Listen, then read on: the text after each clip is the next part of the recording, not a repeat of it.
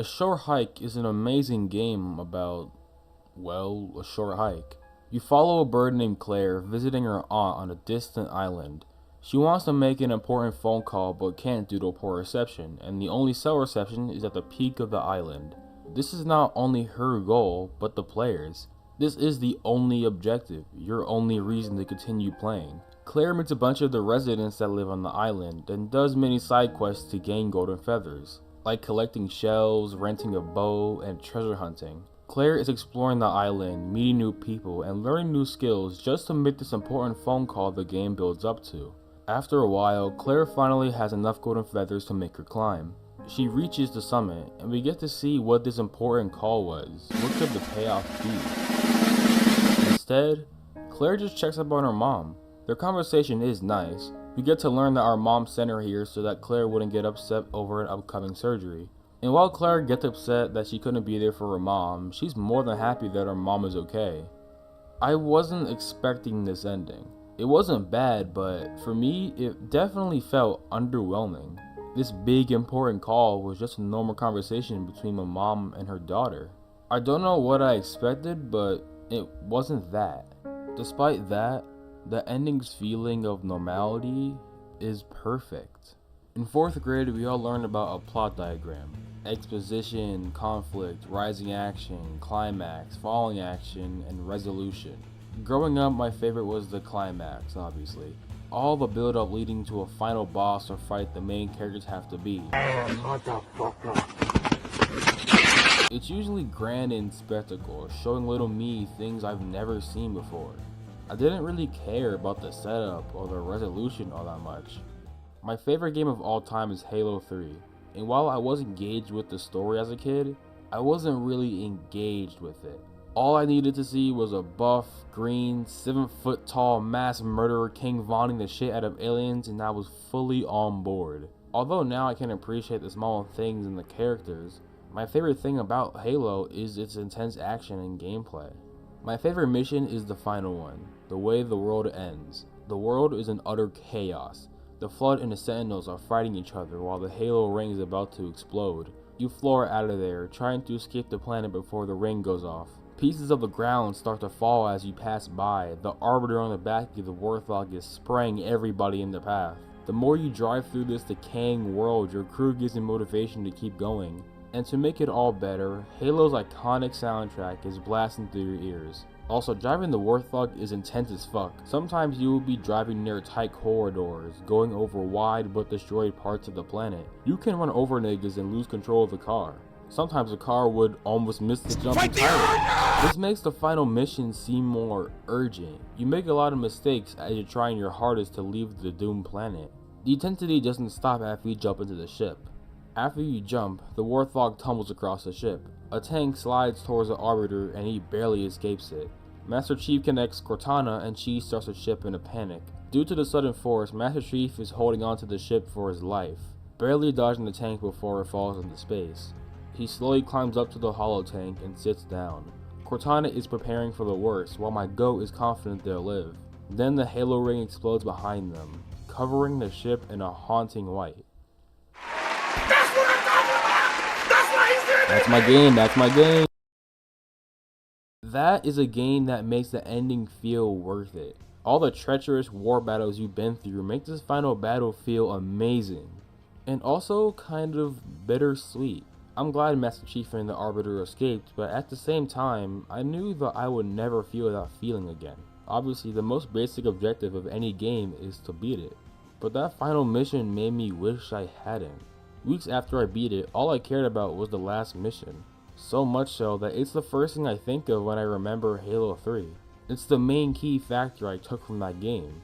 I came out of Halo 3 happy of the experience it gave me, but I knew that I would never feel that same experience again. But what about a game that does the opposite? God of War Ragnarok is my favorite game of 2022. Yes, over Elden Ring, and I'm one of the few brave soldiers that thinks it's the best in the franchise. It's an amazing game, obviously, but its climax leaves more to be desired. Final bosses have always been a high in God of War games. Killing all the gods in glorious, spectacular fashion makes every god you face feel like a final boss. God of War 2018 was the first time in the franchise where I had a slow build up to a climactic battle. Some bosses were cool and felt good to play, but it wasn't grand in spectacle like the original trilogy.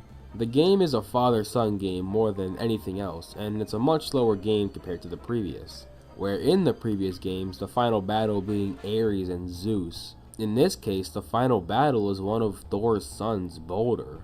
Compare this again to Ragnarok's final bosses being Thor and Odin himself while the literal end of the world is happening. You would think that 2018 would have the weakest climax by a margin, but it isn't. In Ragnarok, story-wise, the climax is amazing. We get to see all the development of Thor, Kratos, Atreus, and Freya. We get to see Odin at his breaking point, doing everything he can to find the answer to everything, the universe, Ragnarok, and fate. However, the fight that transpires this build-up is kind of underwhelming. Kratos first fights Thor. He's a spitting image of his younger self and what he believed in. The fight consisted of gameplay, small cutscene, gameplay, small cutscene, rinse and repeat. This is standard boss material, but underwhelming for the type of fight this is. The choreography doesn't do anything with the fact that they're gods. Compare this to the first time they face off. Every punch has a weight. Thor throws Kratos around constantly. Their clashes are explosive. It feels like two gods are fighting. In Ragnarok, they don't move away from outside their house. The cutscenes we do get are good, but sparing in length. Compare this to the first time Kratos meets Baldur. The first punch Baldur lands on Kratos and he goes flying across his house. They fight through his house, across a canyon, and then some. This fight felt tense because we didn't know who this stranger was, and he was doing good against Kratos. And the final fight they shared was even better. Story aside, their fight moved across places. It had dynamic to them. Baldur and Kratos were flying with each punch. It used that epic skill that God of War is known for. Like you fight on a giant and Atreus calls Jormungandr to bite off that giant's head. When Kratos fights Odin, there's barely any dynamic movement at all, and we get less cutscenes than Thor's. The only giant relative thing we see is at the end when Ragnarok finally Ragnaroks. One of the funniest things about the final fight is that we get this epic music when Kratos blows Gjallarhorn, and we get ready for this huge battle. I can't stress enough how good this fucking music is. Then, when you enter the biggest war, you get nothing. The developers added like random explosions with no meaning to them to try to make it more chaotic. Like, what do these explosions do? They attack nothing. This ending isn't bad by any means, but just not enough. Forgotten is a game about Alzheimer's. Who the fuck starts a conversation like that? I just sat down. You play as Anne, going through her daily routine when you suddenly start to blip between moments of her life.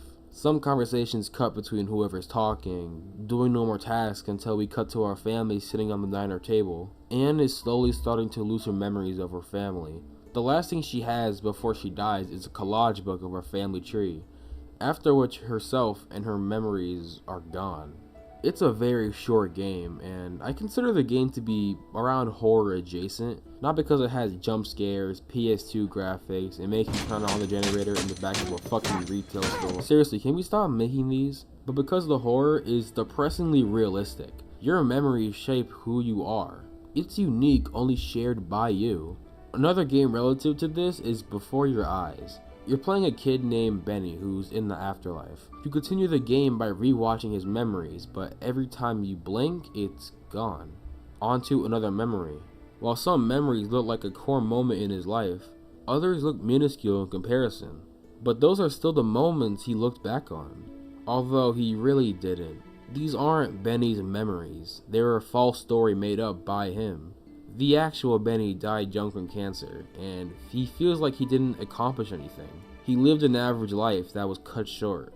But when Benny's dying, his friend Ellie gives a final reassurance to Benny, saying that his life wasn't meaningless. He gave hope and love to his parents and the people around him. He didn't become a successful painter and a good pianist. He did less, but it was more than enough. Benny was everything he needed to be. Both of these games are scary to me. Losing your memories is terrifying. Nonetheless, thinking that we didn't do enough with the little time we have. I was on an unhealthy YouTube scroll, as one does, and I found myself rewatching one of my favorite video essays, The Games We Forget. In one of the segments, the cursed judge describes how pioneers of games that did blank first, while they don't get forgotten, their livelihood, the thing that they put their heart and souls into, just becomes a name on a paper. Entire lives become one single achievement. And while yes, it's impressive of what they accomplished, that's not all who they were. They have lived before and after this achievement, but the achievement is what they're known for. So the small things they did seem like they don't matter compared to their magnum opus. I'm not into politics, but I watched Jimmy Carter's funeral because the whole world just stopped when he died. Whether you like this term or not doesn't matter in this speech. His grandson delivers his powerful speech by highlighting who Jimmy is. Instead of bringing up arguably the best achievement you can get, he brings up him as a family man. He recalls his memories of Jimmy hanging his Ziploc bag up to dry, funny moments of him accidentally calling Jason trying to take a photo. The small things mattered. Looking back on a short hike, the climax wasn't supposed to meet my expectations. It was purposely mundane.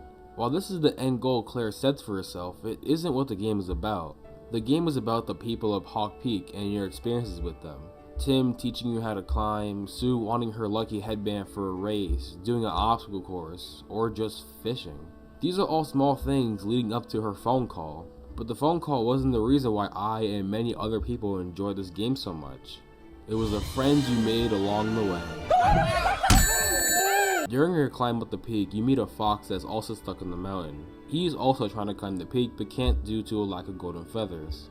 You decide whether to join his adventure or not. On my first playthrough, I didn't help him. I was so focused on seeing this important phone call that I ignored him. After the call, I wondered if it would have been better to see where his adventure led to. The next time I saw him again, I lended him my golden feathers and together we climbed Hawk Peak. He was grateful that Claire lended him some feathers and just asked for a picture. It seems like such a small choice, but that small choice impacted someone else and me. This character made the ending more fulfilling. Around a week ago, I hit 1,000 subscribers, and I've been thinking about it. I started my channel on August 1st, 2018. I wanted to hit 1,000 subscribers before the summer ended. My dad grabbed a piece of paper and brainstormed ideas of what I could do to achieve it. And, well, it didn't happen. But I was still persistent, and after 5 years, I finally reached that milestone. It's really embarrassing saying it out loud that it took 5 years of my life to reach an achievement that thousands of people have already done. But a lot of people haven't. A lot of people are stuck under 1,000 just like I was. And most of them are better than me. Not only in video essays, but content in general. They would do a lot to have the audience that I obtained and might actually go somewhere with it. So after 5 years of work and dedication to YouTube, when I hit 1,000 subscribers, I just sat there. I didn't cheer, I didn't laugh, I didn't cry, I didn't even celebrate. My reaction was underwhelming. I was wondering why I didn't react. Was it really that important? Sure, I spent half a decade trying, but if it was so hard, why did I just stare? I was starting to think that I didn't earn my goal, that I only got lucky due to the algorithm. But then I looked back on my channel. I wanted to be a gaming YouTuber like coryxkenshin. I slowly shifted my gaming content over the years to the small commentary community.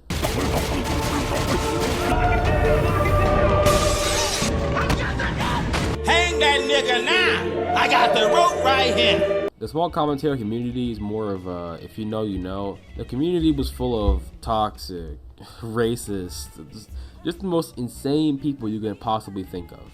The content I made back then were barely scripted 3-minute videos about topics that were already done before with edgy jokes in the middle of them. I watch those videos now with a huge dose of cringe, but they were the most fun I had doing YouTube.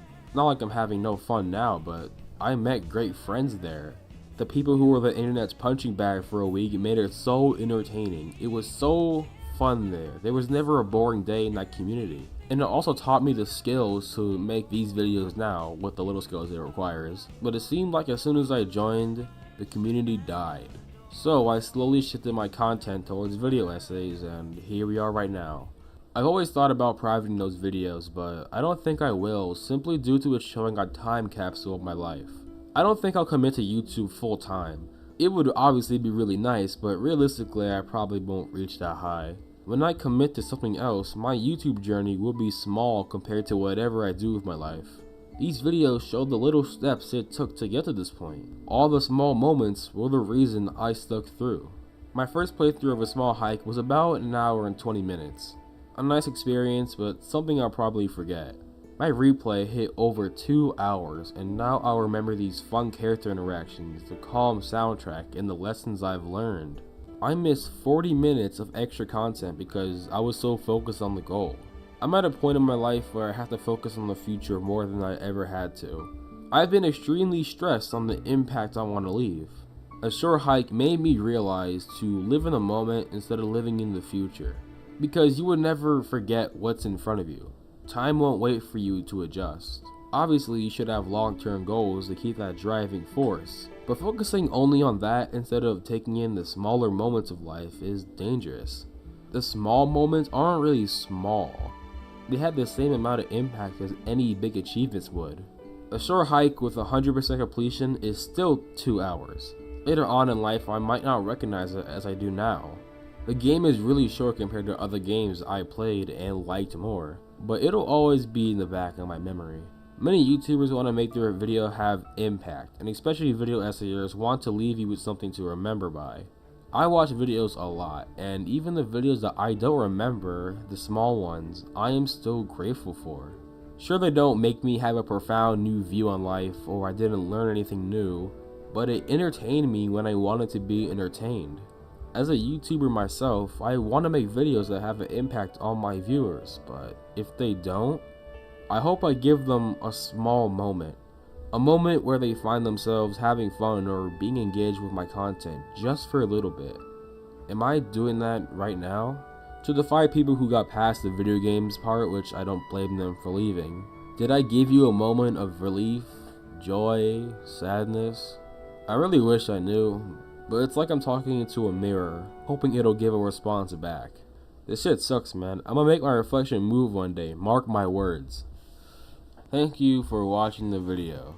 I didn't know what to do for a 1K special, so I figured just let me talk to you guys. I don't really do that often, I probably should, but here you go. It's crazy how like 1,000 subscribers doesn't seem like a lot because of the, millions and millions of subscribers that other niggas got. 1,000 is also, it's still a huge number, I made a couple dollars off that math watching video, Kyson that wishes he has the amount of motion that I does. Okay. Alright, that's enough. I'm gonna go away now. My work is done, and I'll see you next month. Thank you.